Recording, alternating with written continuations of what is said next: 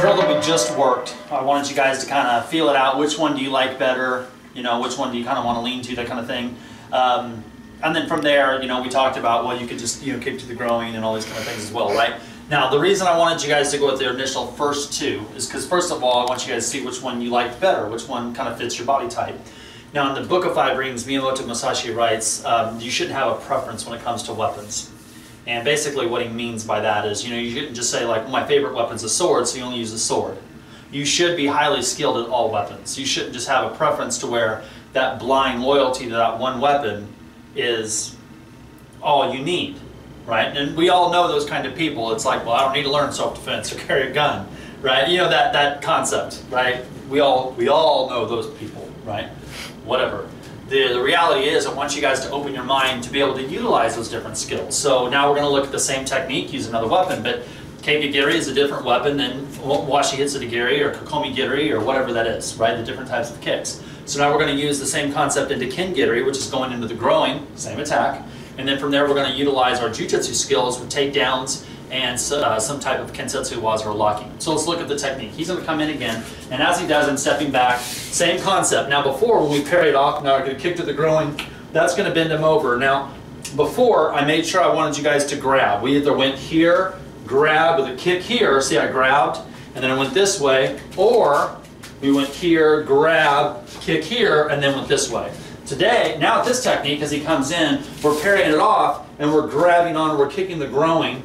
And as we step down, we're going to kind of do a 180. I want you guys to think of like Ikkyo, kind of taking him down this way here, pressing him down, and then using this to get the lock as we come through. Okay? So let's look at this concept. So I'm here, he comes in, I step off, double block, kick to the groin, step through, and then locking him out here. See the technique? Mm-hmm. And again, everything has to have, one thing I want to talk about real quick before I do this one more time. Everything has to have an equal reaction to an action. You can't do one thing, you can't do three things to their one. You catch what I'm saying? So a lot of times you see these martial art people on YouTube and whatever, and they'll do like 5 things to their one, like a throw punch. He comes with a punch, and I might block, punch, punch, punch, punch, punch, punch, punch. You know, I'm doing all this stuff. That's a whole lot of techniques to one movement. So when you look at the breakdown of how things kind of move, how things are, you see how a technique should be. And usually you have to factor in what's called retraction. So if he throws a punch, let's say he's coming in with a punch, and I step off, right? As I step off, I'm doing the technique that we're talking about. I'm going to push off, grab, I'm kicking the groin. Now once I grab, he's probably going to pull his hand, yeah, he's going to pull his hand back, which I can ride that wave. That's what we call that riding the wave. Go ahead. I can kind of do this, and boom, I kicked him in the groin, I'm moving that forward. As I kick the groin, that makes him feel pain, which gives me the opening to come back through with this. I already have the arm. Do you catch what I'm saying? It's like, I understand that when he does this, I need to do this. 1 + 1 is 2.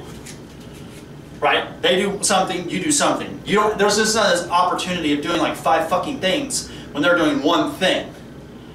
Right? I mean, no matter if, put your right hand forward. Right? Yeah, right side forward. And I want you to throw a jab right here. Go ahead and throw the jab. See, I did that, do it, throw a jab, good. And again. See how I can do that block, go slow.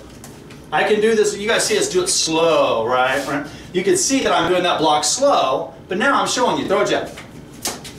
Now you're seeing how that works. Now as I do the jab, I'm going to grab, I want you to kind of pull my hand in, okay, go ahead.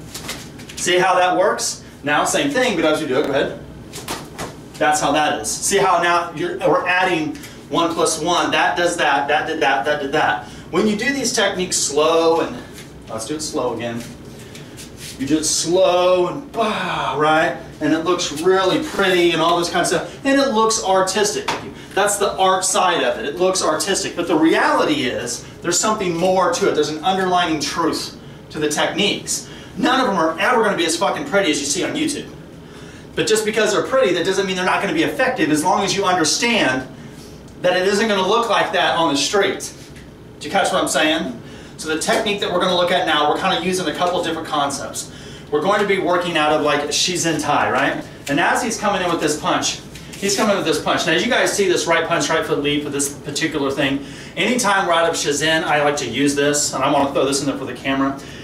I call it a ghetto punch, and most people who start a fight or an argument on the street, they don't walk up to you. They're not experienced fighters. And I'm going to talk about that in just a second. That's the next Kuden lesson is, you guys aren't fighting pros, you're fighting amateurs.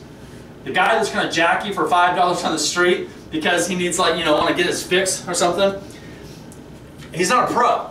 He's an amateur at best. They're not giving you professional attacks. So these people are like, well, you're not fighting against, put your hands up. He's not fighting against, bah, bah, ha, ha, bah, bah, bah, bah, bah, this technically sound martial arts. Well, fuck, the guy that you're fighting on the street isn't this technically sound martial art, or shouldn't be. Most people who are jacking you are not a highly skilled, highly trained professional martial artist. Now, that doesn't mean I don't want you guys to be able to defend yourself against that. Don't mistake that for that. That's not what I'm saying. I'm just saying the majority of people who jack people on the street are either bigger and stronger, they have a tactical edge, meaning they have an edged weapon or firearm, or they're multiple attackers, or they're just really fucking violent and they need something. They're a junkie on the street that needs a fix. Their fighting ability is not technical, it's violent, it's intense. And like I said, we're going to talk about that in the next lesson. So when you guys see these techniques, I want you guys to understand that, go back to, now we're going to go full circle with Miyamoto Musashi. You should not have a preference with your weapons. You should train everything. But to train everything, now I'm going to take a shot to the martial arts schools that I like the striking here, the grappling here, and the others. And when I say mixed martial arts to all of my YouTube followers and social media followers, I'm not talking about MMA in the sense of sport combat. I've said it a million times. I have a lot of respect for the MMA fighters and boxers and kickboxers, the people in the sport arena. When I say MMA, I'm solely speaking about the people who do traditional martial arts, and they take the striking of, karate and the throws of judo and the grappling of whatever, and they make some, hybrid, they call it mixed martial arts of. Those are the kind of martial arts that I have always, since day one, stood against. That's the reason I started the Budo is to put back tradition where it should be. Do you catch what I mean? So the reason we're training is so you guys can understand your body, understand what you can and can't do, what do you need to work on, don't have a preference, but be able to do everything. Don't stick to one thing, right? Don't stick to one thing, be able to do many things, but understand what you can do better than everything else. And when it's time to do something, know the efficiency level of your skills. Samurai Cone, know thyself. You need to know what you're good at. You need to know what you are the best at, because when something happens, you want to do the best you can. Don't go, let me do my 7th best skill. The fuck is that ever going to happen? The guy on the street ain't holding back for round 3. Do you know what I mean? That isn't ever happening. The bastard on the street's coming at you full force. You need to know what the best at. That's why I'm giving you guys an opportunity to learn your own skill set. That is extremely important, okay? So let's look at this concept one more time. From Shizen, he's coming in. I didn't actually talk about the right punch, right foot lead, did I? I kind of went off on a tangent. Right punch, right foot lead. The reason we do this, the right punch, right foot lead going back, I kind of went off, jump straight up there, didn't I? Is because this is what symbolically is very similar of a ghetto punch. If you guys look at like real street fights or whatever, like on YouTube or something, most people walk up, come here, Bree. Most people are going to do this. I'm going to be the attacker. Come here real quick, because you probably don't want you to get too far back. It's like, what'd you say, motherfucker? And they push. And then this is how they punch. They just, they come in like that. I call that the ghetto punch. It ain't necessarily a haymaker, but it's not a lead straight either. It's like this hybrid punch. That's what I call a ghetto punch. Now, if you look at the ghetto punch, when they take it, they're just coming in, they're just trying to hit you. What they hit with is the same side coming forward. You know what I mean? It's like science says, mass and force moving forward is more, power, whatnot, right? So if I come in like this, see this like this, as they push, come here real quick. If I'm like this and I push, boom, and then bang, see I'm stepping in. If you look at the majority of footage, now I'm not talking about people who use knives and guns, and I'm talking about just your typical kid on the street that starts a fight, they hit you with some blind shot, and then they get what they want and run. What you see is that. You see the hip rotates into the target as they're coming in. Because again, the majority of people that jack you on the street aren't professional fighters. They're amateurs at best. So when you see this right punch, right foot, do it again, right punch, right foot lead, what we're trying to do is, what is my skill set with the hand that comes forward and the hip?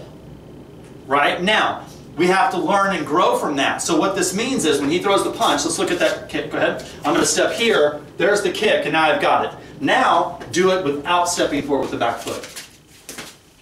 Now, turn around and do it with the lead, make that be your lead jab. See how I did the same technique each time? The difference is the reason we want to start with the right leg back coming forward. One, it gives you the idea of what it's going to look like against someone who's not a trained fighter. People who are not trained fighters do that. They step in and they come in with this haymaker, ghetto punch type stuff. But you got to grow from that. You can't stick to that one concept because you have to assume the people are better than that. So if he comes in stepping with the right foot, I know that it's giving me timing and distancing to be able to do this technique. This time don't step forward. Now I have to be a little bit better and quicker with my technique to do it, right? Now switch it around. Now I got to be even better and quicker with the technique. So what it does is it helps you have what we call a progression of training. Another thing that I think a lot of martial arts schools lack. They always go with, this is the way it is. God damn it, do it like this. Well, give something to the student so they can progress and get a fundamental set of skills and then move forward. There's nothing wrong with the right punch, right foot lead. You see that with a lot of Koryu schools, Taijutsu schools, Ninpo Taijutsu schools. You see that. There's nothing wrong with that. That's a great way to start. You have to grow from that. Because if you stick to that, you are fucking yourself to a certain degree, especially if you're going to fight someone that knows what the fuck they're doing. Okay? Now with all that being said, do you guys remember the technique that we're supposed to be doing? Alright, so here we go. He comes in, pop, step, come through. Take a tummy, and then you can finish how you need. Okay? Alright, good.